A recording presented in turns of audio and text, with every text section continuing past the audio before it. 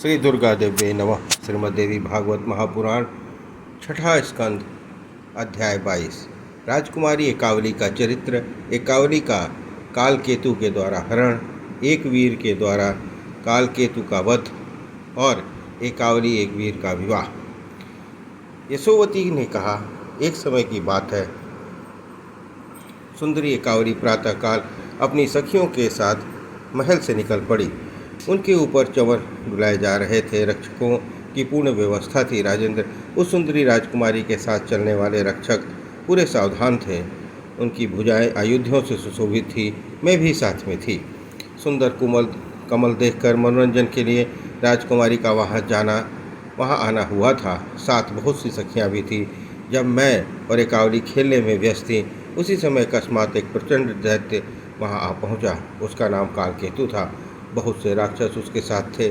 सहचरी राक्षसों की भुजाएं परीद, तलवार, गदा, धनुष, बाण और तोमरों से सुसज्जित थी। राजकुमारी एकावली का रूप बड़ा मनोहर था। दुष्ट कालकेतु की आंखें उस पर पड़ गईं। राजन, उस समय मैंने एकावली से कहा, कमल लोचने देखो, यह कोई दानव आ गया। अतः हम लोग रक्षकों के बीच भाग चले। राजन यूँ विचार करके सखी एकावली और मैं भयभीत होकर तुरंत भागी और जहाँ अस्त्र शस्त्र लिए सैनिक खड़े थे उनके बीच चली गई।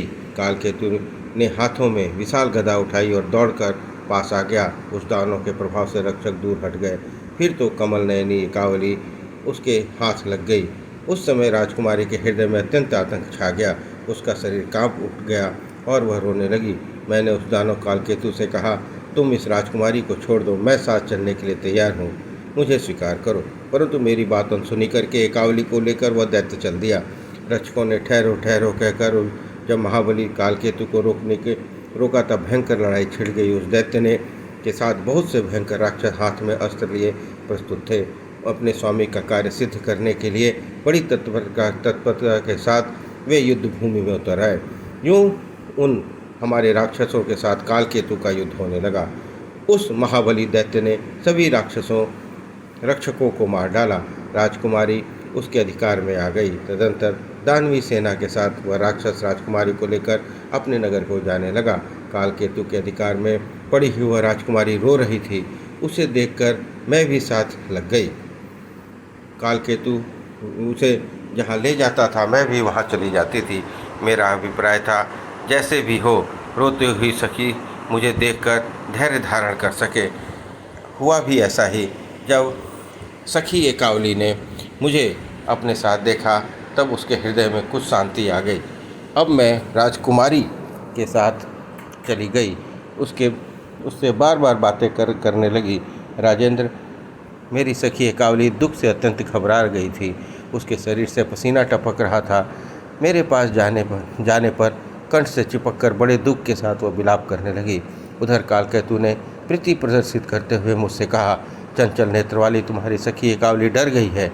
तुम इसे आश्वासन देकर मेरा संदेश कहो कि प्रिय, मेरा नगर स्वर्ग के समान सुखदायी है। अब तुम उसके समीप आ गई हो, मैं तुम्हारा दास बन गया हूँ। फिर तुम इतनी करुणा के साथ क्यों विलाप कर रही हो? सुलोचने, स्वस्थ हो जाओ। इस प्रकार कहकर दुरात्मा कालकेतु मुझे भी, जो एकावली के पास खड़ी थी, उत्तम रथ पर बिठाकर बड़ी उतावली के साथ अपनी मनोहर नगरी को चला गया। बड़ी भारी सेना उसके साथ थी। उस दैत्य का मुख बड़ा प्रसन्न था, मानो खिला हुआ कमल हो।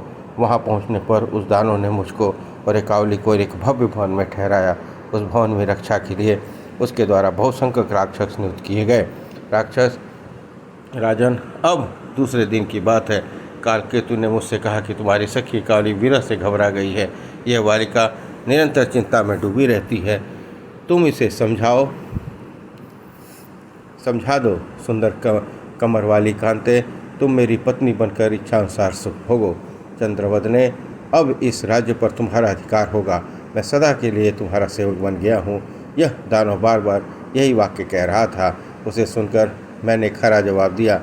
मैंने कहा, राजन, ऐसी अप्रिय बात मेरे मुख से नहीं निकल सकती। तुम स्वयं ही इससे कहो। मेरे कथन के पश्चात इस दुरात्मा ने मेरी प्यारी सखी एकावली को विनयपूर्वक कहा, केशोदरी, तुमने मुझ पर मंत्र प्रयोग कर रखा है। कांते, उस मंत्र से अत्यंत आहत मेरा हृदय अब तुम्हारे अधीन है, अतः अब मैं तुम्हारे वशीभूत हो चुका हूँ। इसमें कोई संशय नहीं है। कल्याणी, तुम मुझे पति बनाकर इसे सफल करो। एकावली ने कहा, राजकुमार हेय बड़े भाग्यशाली पुरुष हैं, उन्हीं के साथ मेरा विवाह करने का पिताजी ने निश्चय किया है। मैं अपने मन से ही उन्हें वरण कर चुकी हूँ। फिर कन्या के लिए किस सनातन धर्म का पालन करना अनिवार्य है, इसका परित्याग करके अब मैं कैसे दूसरे को पति बनाऊं? हमारा यह शास्त्रीय सिद्धांत तुमसे भी छिपा नहीं है कि पिता कन्या को जिसे सौंपना चाहे उसी को कन्या अपना पति बनाए। कन्या सदा के लिए परतंत्र है, इसकी अपनी इच्छा से वो कभी भी कुछ भी नहीं कर सकती। राजा ने कावली के इस प्रकार कहने पर भी दुरात्मा कालकेतु अपने निश्चय से नहीं डिगा, कारण वह राजकुमारी पर आसक्त हो चुका था। अतः विशाल नेत्रों वाली कावली और उसके पास रहने वाली मैं दोनों उस पापी के हाथ में मुक्त न हो सकी। कालकेतु का नगर पाताल की एक कंदरा में है, वहाँ अनेक प्रकार की कठिनाइयाँ दृष्टिगोचर हैं। वहीं कालकेतु का किला है, चारों तरफ खाइयाँ बनी हुई हैं, अनेकों पहरेदार पहरा देते रहते हैं। वहीं मेरी प्राण प्यारी सखी कावली अत्यंत कष्ट के साथ समय व्यतीत कर रही है। उसी के विरह में असीम दुख में पड़ी हुई मैं यहाँ इस प्रकार विलख रही हूँ। एक वीर ने कहा, वरान ने तो महान आश्चर्य हो तो यह हो रहा है कि उस दुराचारी कालकेतु के नगर से तुम यहाँ कैसे आ सकी? मैं इसका रहस्य तुमसे सुनना चाहता हूँ। राजकुमारी का कथन है कि मेरे पिता ने हेय के साथ कन्यादान करने की बात निश्चित कर ली है। तुम्हारी यह उक्ति भी मुझे महान संदेहास्पद प्रतीक हो रही है। मेरा ही नाम राजा हेय है, इस नाम से दूसरा कोई नरेश नहीं है। तुम्हारी सुंदर आँखों वाली सखी मेरे लिए ही तो नहीं कह रही है। सुभ्रू भामिनी, तुम मेरे इस संदेह को दूर करो, तदनंतर मैं उस अधम राक्षस को मारकर एकावली को अवश्य ले आऊँगा। सुब्रते, तुम यदि काल केतु का स्थान जानती हो तो उसे मुझे दिखा दो। एकावली के पिता राजा रंभ को तुमने यह समाचार जताया है या नहीं? राजकुमारी बड़ा ही कष्ट सह रही है। जिसकी ऐसी प्यारी कन्या का अपहरण हो जाए वह जान न सके, यह कितने आश्चर्य की बात और दुख की बात है। अतः राजा रैम्ब उस यही जानते हैं कि फिर उन्होंने राजकुमारी को छुड़ाने के लिए यत्न क्यों नहीं किया। कन्या कारागार में कष्ट भोग रही है, यह जानकर राजा स्थिर कैसे बैठे हुए हैं? वे शक्तिहीन तो नहीं हो गए? सुब्रते, तुम शीघ्र इसका कारण बताने की कृपा करो। अब मेरे हृदय में यह अभिलाषा जाग उठी है कि मैं उस सुंदरी को अत्यंत संकट से छुड़ाकर कब सुखी देखूं। मैं तुमसे सुनना चाहता हूँ। कालकेतु के अत्यंत दुर्गम नगरी में जाने का क्या उपाय है? पहले यह बताओ कि तुम उस असीम कष्ट को पार करके यहाँ कैसे आ गई? यशोवती बोली, राजन, मैं बचपन से ही भगवती जगदम्बा के बीज मंत्र का ध्यान पूर्वक जाप करती हूँ। एक सिद्ध ब्राह्मण की कृपा से मुझे यह मंत्र प्राप्त हुआ था। राजन, मैं जब कालकेतु के बंदीगृह में थी तब वहाँ मैंने इस बीज मंत्र का चिंतन आरंभ किया था। यूँ तो प्रचंड प्रतापम वाली देवी चंडी का आराधना मैं निरंतर करती रहती हूँ। उपासना करने पर भगवती बंधन से मुक्त होकर देगी। यह निश्चित ही भक्तों पर कृपा प्रदान करने वाली वे शक्ति देवी सब कुछ देने में पूर्ण समर्थ हैं, जो अपनी सामर्थ्य से जगत का सृजन और पालन करती हैं तथा कल्प के अंत में संसार का संहार भी जिन पर ही निर्भर है। वे भक्ति निराकार निराश्रय है, वे सर्व रूपमयी एवं सर्वव्यापक भी हैं। मैं ऐसा मन में सोचकर जो विश्व की अधिष्ठात्री हैं उनका कल्याणमय सौम्य विग्रह है, जो लाल रंग के वस्त्र में धारण किए रहती हैं और जिनकी आंखों से लालिमा झलकती रहती है, उन भगवती जगदम्बा का ध्यान करने लगी। मन ही मन भगवती के उक्त रूप का स्मरण करके मैं बीज मंत्र का जाप करने लगी।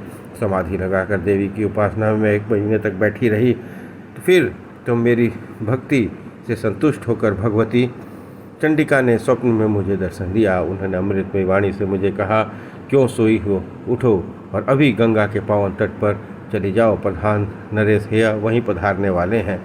उन महाबाहु नरेश का नाम एक वीर है। संपूर्ण शत्रुओं को कुचल देने की शक्ति रखने वाले वह नरेश बड़े ही विद्वान हैं।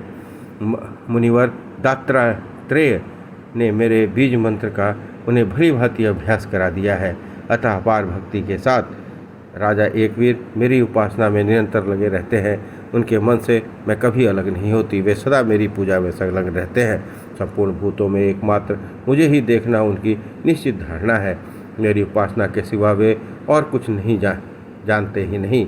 उनकी महामती भूपाल के द्वारा तुम्हारा संकट दूर होगा। भगवती लक्ष्मी उनकी माता है। घूमते हुए गंगा के तट पर आकर वे तुम्हारे रक्षक बन जाएंगे। उन राजा एक वीर के हाथों कालकेतु मृत्यु का ग्रास बन जाएगा और मानिनी एकावली बंधन से मुक्त हो जाएगी। तत्पश्चात संपूर्ण शास्त्र के पारगामी उन्हीं सुंदर राजकुमार के साथ एकावली की विवाह की व्यवस्था तुम करवा देना। इस प्रकार स्वप्न में मुझसे कहकर देवी अंतर्ध्यान हो गई। मेरी भी नींद तुरंत टूट गई। तदनंतर स्वप्न की सारी घटना तथा देवी के आराधन की बातें मैंने राजकुमार एकावली को कह सुनाई। सुनकर वह कमलानी सुख मंडल में प्रसन्नता से खिल उठा। अत्यंत संतुष्ट होकर पवित्र मुस्कान वाली उस सखी ने मुझसे कहा, प्रिय तो शुभ्र वहाँ पहुँचकर मेरा कार्य सिद्ध करके तत्पर हो जाओ। भगवती की वाणी अमोघ है। उनकी कृपा से हम दोनों अवश्य बंधन से मुक्त हो जाएंगी।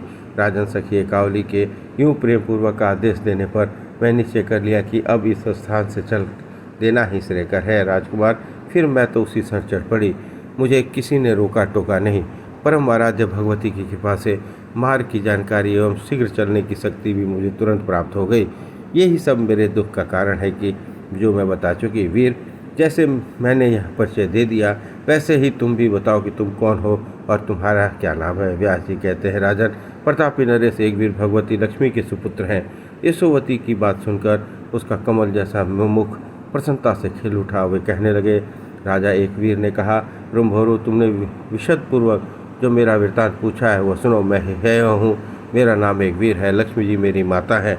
इससे सर्वप्रथम अपनी सखी एकावली से संपूर्ण जगत को के रूप में तिरस्कृत करने वाले रूप का वर्णन किया। उससे मेरा मन विह्वल हो उठा। तदनंतर तुमने जो यह कहा कि कालकेतु दैत्य के सामने एकावली ने कहा कि मैं हेह के साथ वर्णन कर चुकी हूँ, इसके सिवा दूसरे किसी को स्वीकार नहीं कर सकती, ये बिल्कुल निश्चित है। तांगवी राजकुमारी के इस कथन को मैं अब उसका दास बन गया। सुके शांते, बताओ इस अवसर पर मुझे क्या करना चाहिए। सुलोचने, दुरात्मा कालकेतु के स्थान से मैं बिल्कुल अपरिचित हूँ। विशालाक्षी, मैं तुमसे उपाय जानना चाहता हूँ। मुझे वहाँ पहुँचने में तुम पूर्ण समर्थ हो। अतः तुम्हारी सुंदरी सखी एकावली जहाँ रहती हो वहाँ मैं शीघ्र जा सकूँ, ऐसी व्यवस्था करो।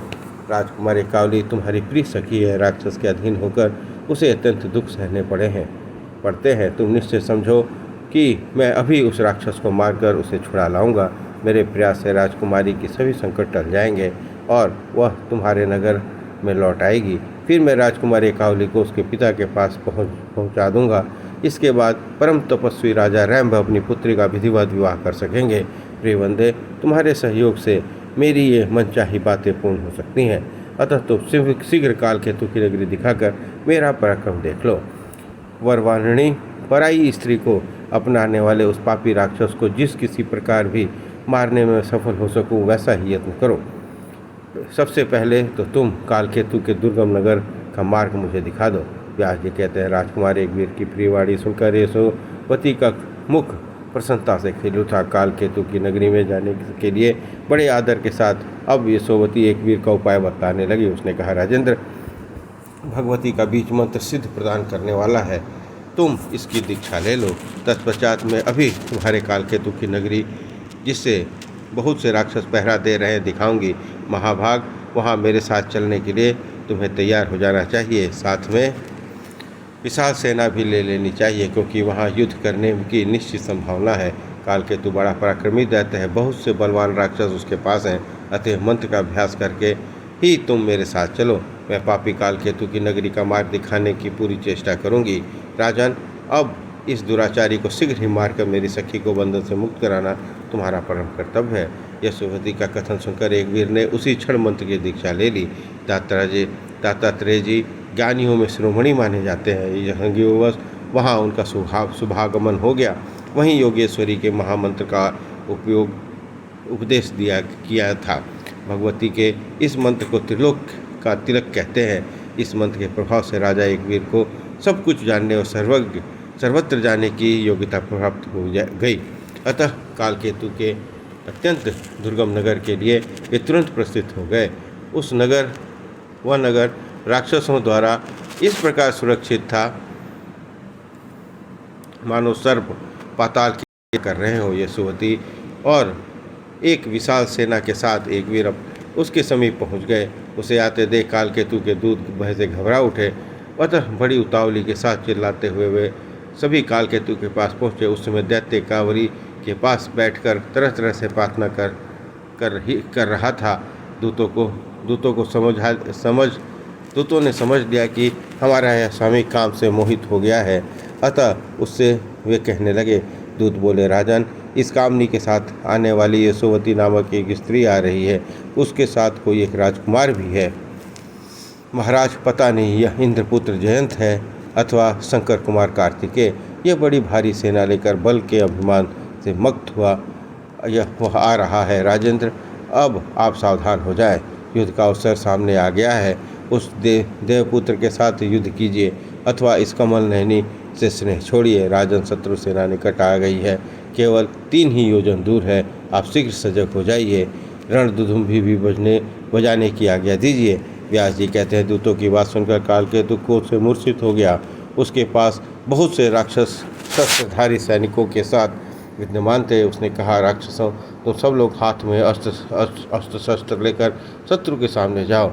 यूँ राक्षसों के आगे जाने की आज्ञा देकर कालकेतु बड़ी विनम्रता के साथ एकावली से पूछा। उस समय वह राजकुमारी अत्यंत दुखी होकर विवशतापूर्वक उसके निकट ही बैठी हुई थी। कालकेतु ने उससे कहा, तांगवी, यह कौन आ रहा है? तुम्हारे पिता हैं अथवा कोई अन्य पुरुष? कृशोदरी, तुम्हें लेने के लिए सेना सहित आने वाले इस व्यक्ति का सच्चा परिचय बताने की कृपा करो। संभव है तुम्हारे पिता विरह से आतुर होकर तुम्हें लेने के लिए आ रहे हों। मैं यदि जान जाऊंगा तो तुम्हारे पिताजी हैं तो संग्राम नहीं करूंगा, बल्कि उन्हें आदर सहित घर ले आऊँगा। रत्न वस्त्र घोड़े भेंट देकर उनका स्वागत करूँगा। मेरे घर पधारने पर सम्यक प्रकार से उनका आतिथ्य सत्कार होगा, और यदि कोई दूसरा राजा हुआ तो तीखे तीरों से उसका प्राण हर लिए जाएंगे।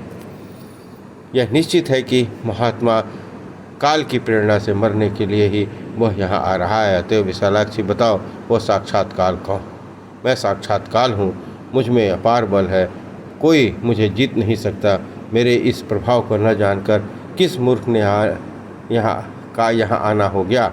एकावली ने कहा, महाभाग, इतनी शीघ्रता से यह कौन आ रहा है मैं नहीं जानती। अभी तक किसी को भी मालूम नहीं है कि मैं तुम्हारे यहाँ बंधन में पड़ी हूँ। न ये मेरे पिता हैं, न मेरा भाई। दूसरा कोई महान पराक्रमी पुरुष हो सकता है। किस उद्देश्य से यहाँ आ रहा है यह भी निश्चित रूप से मैं नहीं जानती। कालकेतु दैत्य ने कहा, ये दूत इस प्रकार कह रहे हैं कि तुम्हारी सखी यशोवती का ही सारा प्रयत्न है। ये वही इस वीर को साथ लेकर आ रही है। कांते, तुम्हारी यह सखी कार्य करने में बड़ी कुशल जान पड़ती है। वह कहाँ गई है? तुम्हारे किसी से तो मेरी शत्रुता है ही नहीं जो मेरे विरोध में खड़ा हो सके। व्यास जी कहते हैं, इस प्रकार बातचीत हो रही थी कि दूसरे दूत वहाँ आ पहुँचे। कालकेतु घर पर बैठा था। अत्यंत भय के साथ उन दूतों ने कहा, महाराज, आप जैसे निश्चिंत बैठे हुए हैं, यह शत्रु सेना बिल्कुल सन्निकट आ पहुँची है। आप एक विशाल सेना के साथ शीघ्र नगर से बाहर पधारिए। दूतों की बातें सुनने के पश्चात महाबली कालकेतु तुरंत रथ पर सवार होकर अपने नगर से निकल पड़ा। इतने में प्रतापी एक वीर भी घोड़े पर चढ़े हुए सामने आ पहुँचे। अब दोनों में इस प्रकार युद्ध छिड़ गया मानो इंद्र और वत्रासुर लड़ रहे हों। युद्ध आरंभ होने पर भली भांति के अस्त्र शस्त्र चलने लगे। उन अस्त्रों की दिशाएं चमकने लगीं। उस समय कातरों के हृदय में महान आतंक छा गया था। तदंतर एक वीर ने गदा से मारकर कालकेतु के प्राण हर लिए। वह दानव इस पृथ्वी पर गिर पड़ा मानो वज्र का मारा हुआ पर्वत हो। कालकेतु की मृत्यु होते ही से सभी राक्षस भागकर जहाँ तहाँ छिप गए। भय से उनका कलेजा काँप रहा था। तब यशोवती शीघ्र ही एकावली के पास पहुँच गई। उसके मन में असीम आनंद भरा हुआ था। उसे मधुर वाणी में एकावली के आश्चर्ययुक्त वचन कहा, सखी, इधर पधार। देखो, यह दानव महाभाग एक वीर के प्रयास से सदा के लिए सो गया है। ये बड़े बुद्धिमान पुरुष हैं। इन्होंने बड़ी कठिन लड़ाई लड़ी है। इस समय यह राजा एक वीर अत्यंत थक जाने के कारण बाहर द्वार पर ही विराजे हैं। उनके मन में तुम्हें देखने की प्रतीक्षा लगी हुई है। कारण तुम्हारे रूप और गुणों की बात वे सुन चुके हैं। राजकुमारी, उन परम सुंदर राजकुमार को देखने की कृपा करो। इन परम राजकुमार से तुम्हारे विषय में गंगा के तट पर मैं बात कर चुकी हूँ। बातचीत के प्रभाव से ही वे तुम पर अनुरुक्त हो गए हैं और तुमको देखने के लिए अत्यंत उत्सुक हैं। यह सोचती की बात सुनकर राजकुमारी एकावली ने मन में जाने की बात तो जच गई, परंतु अभी वह कुमारी थी, अतः भय से घबरा उठी। उसके मन में पर्याप्त संकोच था। उसने सोचा कि मैं एक कुमारी कन्या कैसे राजकुमार का मुख देखूंगी। यूँ यह साध्वी चिंता में व्यस्त हो यशोवती के साथ लेकर पालकी पर बैठी और चल दी। वह द्वार पर पहुंच गई। उसका मुख उदास था। वह मैली साड़ी पहनी थी। विशाल नेत्रों वाली राजकुमारी आ गई। यह देखकर राजकुमारी एकवीर ने उनसे कहा, तांगवी दर्शन दो, मैं तुम्हारे लिए मेरे नेत्र प्यासे हैं। एकवीर अत्यंत चतुर आतुर थे और एकावली लज्जा की से गड़ी जा रही थी। यह देखकर नीति की पूर्ण जानकर और श्रेष्ठ पुरुषों का मार्ग का अनुसरण करने वाली यशोवती ने एकवीर से कहा, राजकुमार, इसके पिता भी इसे तुम ही को देना चाहते हैं। यह राजकुमारी तुम्हारे अधीन होगी और इसके साथ तुम्हारा मिलन होगा, यह निश्चित है। किंतु राजेंद्र, कुछ समय की प्रतीक्षा करके तुम पहले इसे इसके पिता के पास पहुंचाने की व्यवस्था करो। इसके पिता की ही वैवाहिक विधि संपन्न करके तुम्हारे साथ इसका विवाह कर देंगे। यशोवती की बात धर्मात्मा एक बार को सत्य मान ली। अतः यशोवती और एकावली को साथ लेकर सेना सहित राजा रैंभ के स्थान पर गए।